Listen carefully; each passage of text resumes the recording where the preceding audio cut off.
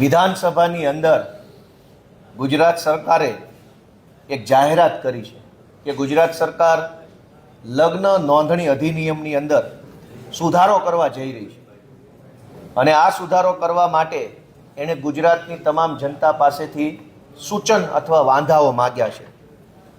સૌથી પહેલાં તો એ બાબતનું મારે જનતાનું ધ્યાન દોરવું છે કે આ લગ્ન નોંધણીના કાયદાનો દુરુપયોગ કરીને ગુજરાતની દીકરીઓને ખોટી રીતે હેરાન પરેશાન કરી, ફસાવી, ડરાવી, ધમકાવી, છેતરી, કોઈ પણ રીતે દીકરીઓનું જીવન બરબાદ થાય એવું કેટલાક તત્વો કારસ્તાન કરતા હોય એવી અનેક ઘટના સામે આવી।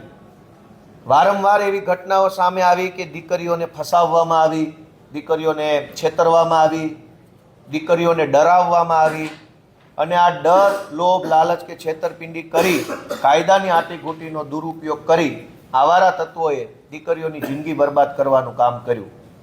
આવી અનેક ઘટના સામે આવ્યા બાદ સમાજમાંથી સૌથી પહેલાં વિરોધ ચાલુ થયો અને મને યાદ છે ત્યાં સુધી સૌથી પહેલી વખત આ સમસ્યાને સરદાર પટેલ સેવાદળ એસપીજી ગ્રુપ દ્વારા ઓળખવામાં આવી। ગુજરાતમાં સૌથી પહેલી વખત દીકરીઓ સાથે થતી ફ્રોડની ઘટનાને એસપીજી દ્વારા ઉઠાવવામાં આવી અને મને યાદ છે ત્યાં સુધી ઉત્તર ગુજરાતમાં મહેસાણામાં મોટા પાયે રેલી થઈ, પાટણમાં પણ કંઈક રેલીનો કાર્યક્રમ થયો, ઉત્તર ગુજરાતમાં અનેક કાર્યક્રમ થયા, ત્યારબાદ સૌરાષ્ટ્ર, સુરત અનેક જગ્યાએ કાર્યક્રમો થયા અને ત્યારબાદ ગુજરાતના વિવિધ સમાજ પણ આ મુદ્દામાં જોડાયા। એટલે કે સમાજમાં સૌથી પહેલાં સમસ્યાનો અવાજ ઉઠ્યો, સમાજના વિવિધ આગેવાનોએ પણ એમાં પોતાનો સૂર પુરાવ્યો, સમાજની વિવિધ સંસ્થાઓ પણ અલગ અલગ સમાજના આગેવાનો, અલગ અલગ સમાજની સંસ્થાઓ બધાએ ભેગા મળી એક સૂરે સમસ્યાને સોલ્વ કરવા માટેનું સૂર ઉઠ્યો અને તમામ સમાજોએ એસપીજી સહિત પાટીદાર આંદોલનના અનેક નેતાઓ બધાએ ભેગા મળી અવાજ ઉઠાવ્યો અને સરકારને રજૂઆત કરી। ત્યારે સરકાર ઉપર આ વાતનું દબાણ આવ્યું સમાજનું, અથવા સરકાર ઉપર સમાજનું એક માંગણી આવી અને મને ખુશી થાય છે કે સમાજે જે વાત કીધી એ વાત સરકાર કરવા તૈયાર થઈ છે, એ સારી બાબત છે। બીજું કે આજે એક સારી બાબત એ પણ થઈ કે સરકારે આ કાયદામાં સુધારો કરતા પહેલા લોકોના વાંધા સૂચન મંગાવ્યા છે। આ સારી બાબત છે। કાયદાઓ લોકો માટે બને છે, ભાજપ માટે કે આમ આદમી પાર્ટી માટે નથી બનતો, કાયદો જનતા માટે બને છે। તો જ્યારે કાયદો બને ત્યારે જનતાના સૂચન માંગવા જોઈએ। દુર્ભાગ્ય એ છે કે આ વિધાનસભામાં અનેક કાયદા બને છે, હું ચૂંટાયો પછી લગભગ 8-10 બની ગયા, જનતાને તો છોડો, ધારાસભ્યોને પૂછવામાં નથી આવતું। પણ આ પહેલી વખત એવું થાય છે કે સરકાર જનતા પાસેથી વાંધા સૂચન માંગી રહી છે, જે સારી બાબત છે। અને હું તો એવી વિનંતી કરીશ કે હવે પછી ગુજરાતની વિધાનસભામાં કોઈ પણ કાયદો લાવો સરકાર તરફથી તો દરેક વખતે 30 દિવસ સુધી જનતાના વાંધા સૂચન મંગાવો તો કાયદો વધુ સારો બની શકે।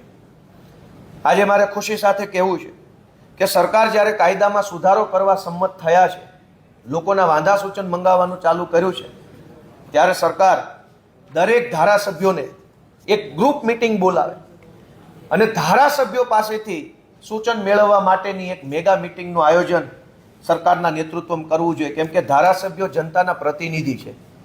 ઓનલાઈન પોર્ટલમાં ટાઈપ કરી નાખી દો અને તમારા આઈએએસ આઈપીએસ વાંચી લે એમ નહીં, મંત્રીએ ડાયરેક્ટ સરકારે સીધા ધારાસભ્ય પાસેથી સૂચન માંગવા જોઈએ, સીધા સાંભળવા જોઈએ।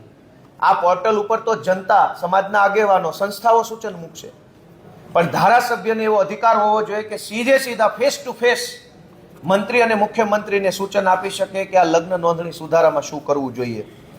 મારે એક બીજું સૂચન છે કે ગુજરાતની સરકારે અને અમે બધાએ ભેગા મળી ગુજરાતની દીકરીઓની જે ચિંતા છે એ આપણા સૌની સહિયારી ફરજ છે। પક્ષ, વિપક્ષ, અપક્ષ, નિષ્પક્ષ બધાની ફરજ છે કે ગુજરાતની દીકરીઓ સલામત, સુરક્ષિત રહે એના માટે ચિંતા અને પ્રયત્ન કરવો।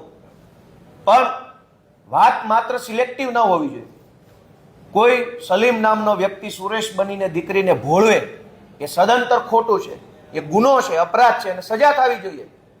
પણ કોઈ સુરેશ નામનો વ્યક્તિ એવું બોલે કે મારે હર્ષ સંઘવી સાથે બહુ ઓળખાણ છે, તું કોઈને કહીશ તો હું તને પછી જેલમાં પુરાઈ દઈશ, એમ કહીને દીકરીનું શોષણ કરે તો આટકોટની ઘટના જે બની સામૂહિક દુષ્કર્મની હોસ્ટેલમાં, એમાં ભાજપના છોકરાઓએ એવું કીધેલું કે મોદી સુધી અમારી ઓળખાણ છે, આ હોસ્ટેલમાં અમે જે ધારીશું એ દીકરીઓ સાથે કરશું, તમારે કોઈને કહેવાનું નહીં, નહીં તો તમારી કારકિર્દી બરબાદ કરી દઈશું. તો સલીમ સુરેશ બનીને ગુનો કરે એ પણ ગુનો છે, અને સુરેશ હર્ષ સંઘવી સાથે ફોટો પડાવી અને દીકરીઓનું શોષણ કરે એ પણ ખોટું છે. અને બંને વસ્તુ કાયદામાં આવે એવું ધારાસભ્ય તરીકે મારું સૂચન છે. કોઈને એવો અધિકાર ન હોવો જોઈએ કે રાજનીતિનો પ્રભાવ ઊભો કરી મોટા મોટા નેતાઓ સાથેના ફોટા બતાવી, મોટા મોટા નેતાઓ કે અધિકારી સાથેના સંબંધો બતાવી અને દીકરીઓનું શોષણ કરે, દીકરીઓને છેતરે અથવા દીકરીઓને લાલચ આપે, એવો અધિકાર પણ કોઈ સુરેશને ન હોવો જોઈએ અને સલીમને ન હોવો જોઈએ. માનની સંઘવી સાહેબને વિનંતી કરીશ કે તમારા ફોટા બતાવીને, ભાજપના નેતાઓ સાથે ફોટા બતાવી, મોટા મોટા અધિકારી સાથે ફોટા બતાવીને દીકરીઓને મનોવૈજ્ઞાનિક રીતે પ્રેશરમાં લાવવાનું, લલચાવવાનું કામ કરનારા તત્વો ઉપર પણ કડક કાર્યવાહી થાય એવો સુધારો આ કાયદામાં થાય એવી મારી લાગણી છે. અને ફરી એકવાર આ નિર્ણય સારો છે, હું એને વધાવું છું, શુભેચ્છા આપું છું. નિર્ણય બે રીતે સારો છે. એક કે સમાજની માંગણી સરકારે સ્વીકારવી પડી એ સારી બાબત છે, સમાજને શુભેચ્છા આપું છું, એસપીજીને શુભેચ્છા આપું છું, આગેવાનોને શુભેચ્છા આપું છું. અને સરકારે કાયદો સુધારતા પહેલા સૂચન માંગ્યા એ સારી બાબત છે, એને પણ હું શુભેચ્છા આપું છું. અને અમારા સૂચનો ધારાસભ્યના લેવામાં આવે એવી લાગણી વ્યક્ત કરું છું.